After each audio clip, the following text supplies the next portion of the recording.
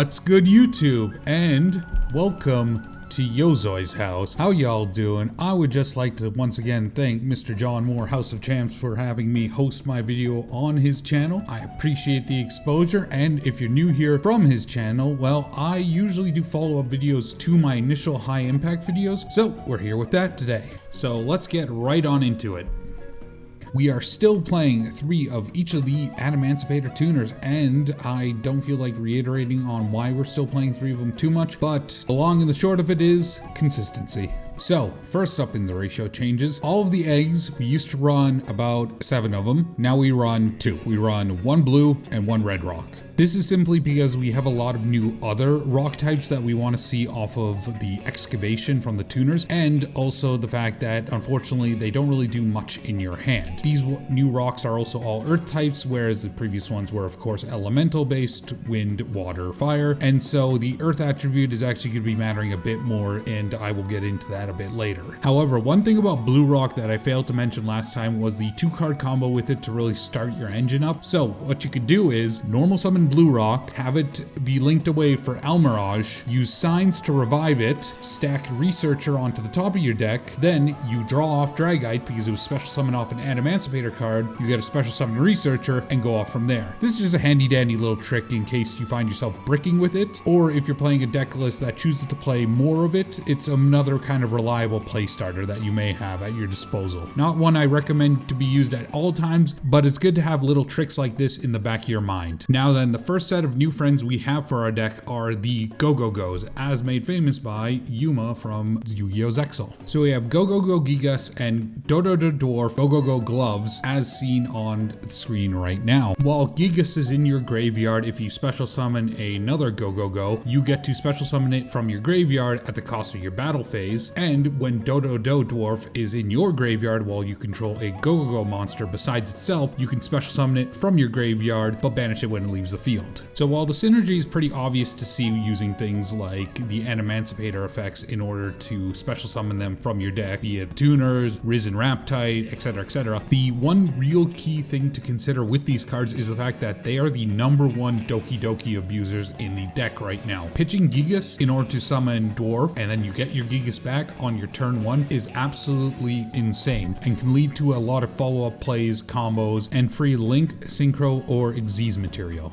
Our next rock friend is Block Golem, which allows you to, while you only have earth attribute monsters in your graveyard, tribute it, special summon 2 level 4 or lower rock type monsters from your graveyard, and for the rest of the turn they can't activate their on-field effects. However, Block Golem itself is a non-once per turn, so if you can find a way to bring it back with, I don't know, say Adamancipator signs, you can use it 2, maybe even 3 times in a turn, and it's just great resource generation, and it's also level 3 in those situations where you need to make Beast out of one of the level 2 tuners and itself. However, while Block Golem is really strong, it's also not necessary to get it off every time on your opening turn. It's more of a nice option or a nice kind of extender that you can just happen to reach. It's not the end all be all of your turn thanks to the new reliability of the Go-Go-Go's, but it's really good and we play it just because we can. If you can't get it to resolve due to, say, sending a non-earth into your graveyard ahead of time, it's not the end of the world. Now here's where our extender lineup gets a little bit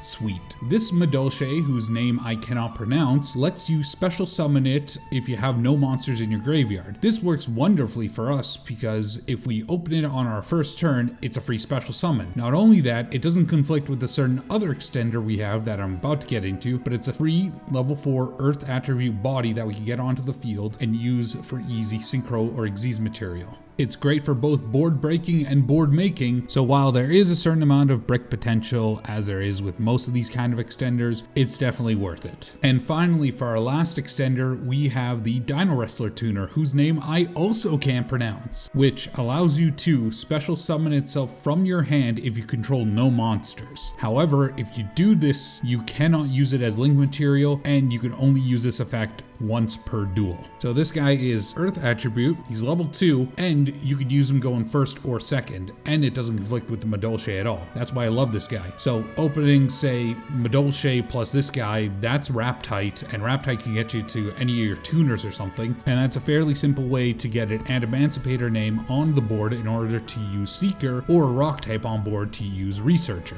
Not to mention the fact that it doesn't eat up your normal summon, saves that for later in the event you may need it, or if you say use your Block Dragon play, you get a bunch of your tuners and your Gigantes, well, you don't have to rely on just special summoning those tuners. You can special summon them, but then say you get another copy or you open Analyzer as well, well then you could just normal summon it later on down the line. So yeah, while this looks like an odd couple for this deck, it works surprisingly well, and you'll see so in the replays. Finally, we're also playing one Humongous, the Sticky String Kaiju, as it's the Earth attribute Kaiju, and we can use it in conjunction with, say, Recover to make Dragite if we really need to for some reason. But also the other thing with it is that usually you want to, say, tribute over a boss monster, then you want to make Dragite, use Dragite to bounce it back to your hand, then you could use it again or save it for later. Though if you'd also want to save the slots and rather play, say, Imperms, that's understandable. Now then, in the Spell and Trap lineup, we actually gutted it. We went and took everything that was superfluous / not Adamancipator signs and took it out. We just hated seeing the spell cards off of our excavations, and so we decided, you know what, let's just lean super hard into this excavation side of things, super hard into the rock monsters, so we took it out. Now then, with that said, we did throw in a copy of Reasoning because, you know, it's really good in this deck. Now then, the only change in the extra deck that I would call necessary is the fact that I took out Formula Synchron and added Almirage in. With Almirage, you get to make that Dragite play live, but also it's a good way to clear a zone in the event that you're special summoning a lot of rocks and suddenly you're out of space. It's also Fire attribute, which makes your Risen Leonite live. Rather than just reiterate again on everything I talked about last video with the extra deck, I'm going to divide the extra deck up into needs and flex spots. And here's my little list. You can kind of mix and match as you please. However, I feel the needs are the things that you really can't budge on. And the flex spots are, you know, that's a meta dependent call, matchup dependent, playstyle dependent, you know, that whole rigmarole. Even in the case of Naturia Barkion, I actually do play that in the side just because I do like that option against, say, Altergeist or something, and I just don't feel it's worth the space at all times, however. Also, I will give you this tip: if you do want to play the Exterio package, don't play the Rock Hex Seal Fusion thing, play Muddy Mud Dragon instead. It's a level 6 synchro, super easy to make in this deck, so you could just make Barkion plus that and then go into Exterio. No need to waste a slot on your main deck for what is effectively dead weight most of the time. Though on the whole, I don't really recommend the Exterio package that much because it is a bit overkill. Now then, I'm gonna rattle off my entire list right now. I don't like throwing up a visual list because I feel it promotes lazy video watching, and I really gotta get those retention minutes up. So, here we go. 3 Analyzer, 3 Researcher, 3 Seeker, 1 Blue Rock, 1 Red Rock, 3 Go Go Go Gigas, 3 Dodo Dwarf Go Go Go Glove, 2 Block Golem, 3 Melancholy Petting, 3 of the Dino Wrestler Tuner, 2 Humongous, 3 Doki Doki, 3 Quakimaru Guardian, 1 Block Dragon, 2 Gigantes, 1 Recover, 1 Reasoning, 3 Signs.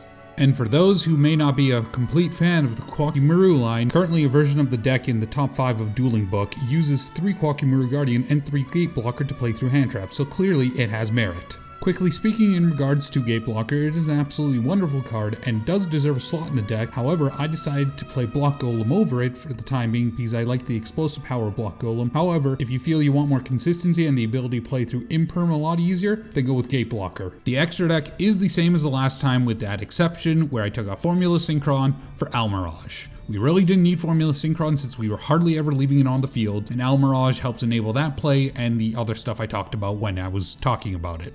As for the newest Adamancipator card to be revealed, that being Adamancipator Friendship, it is the best piece of rock stun support I've seen in a while, but it is not a good Adamancipator card. The fact that it locks you into rocks is really what kills it for us. Don't bother running it unless you're playing some sort of weird rock stun variant, which, you know, more power to you. Anyways, with all that out of the way, let's get into our replays.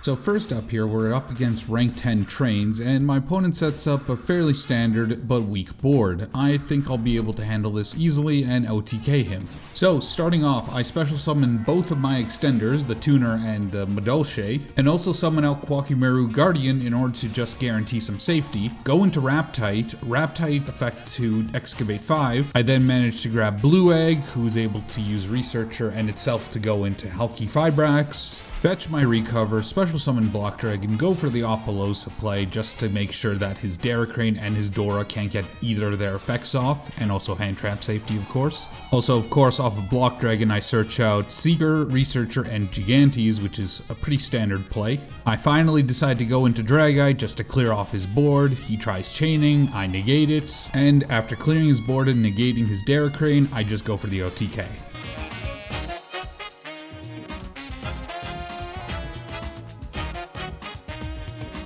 Next up, I'm against a Machina player, and I'll be honest, I have no idea what this deck does, but I think I know what the boss monster is, so I'm just going to focus on negating that. So, I go for Adamancipator Analyzer. He chains and uses this opportunity to bring out Citadel. So before I do anything else, I hard normal summon Quakimeru Guardian, that way I can negate any monster effects, and lo and behold, he tries to use the Citadel's effect, I negate it. I get a go off of Analyzer's effect, make Granite, search out Block Dragon, use Block Dragon and Granite in order to go into Nightmare Phoenix. That way I can chain block my Block Dragon's effect in the event that he has an Ash or something, and I'm also able to pop off his Supply Squad so he's no longer able to just use it. I'm then able to bring out both Researcher and Seeker, get some decent excavations off, set up the Dragite Crystal in my graveyard, that way my Dragite's negate is live just in case he has something else for that, bounce 3 of his cards, and go for the OTK.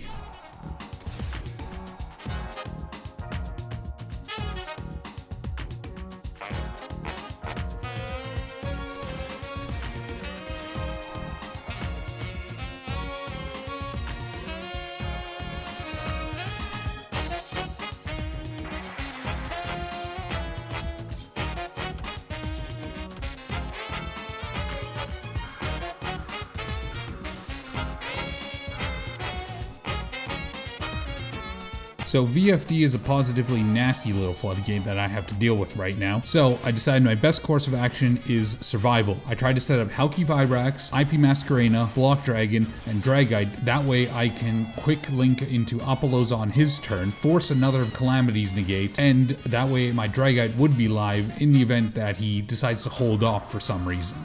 So while I am able to bait out the Calamity's negate, he unfortunately goes into the BLS link and is able to completely clear my board. But all hope is not lost. I still have an Analyzer in my hand, Block Dragon in the graveyard, and one random level 4 rock in my hand as well. So I draw, get out Analyzer, bring out Researcher as well. I managed to excavate gloves, synchro up into Boral Sword, equipping Halki Fibrax's material, that way I have a beater over 3000 to get over his Link monster. Then I'm able to revive Glove thanks to the fact that I normal summon a Go Gigas from my hand. And now we go for Raptite, get another body on board, make Granite, search out Gigantes, and we're able to, with Block Dragon from the graveyard, go for the OTK.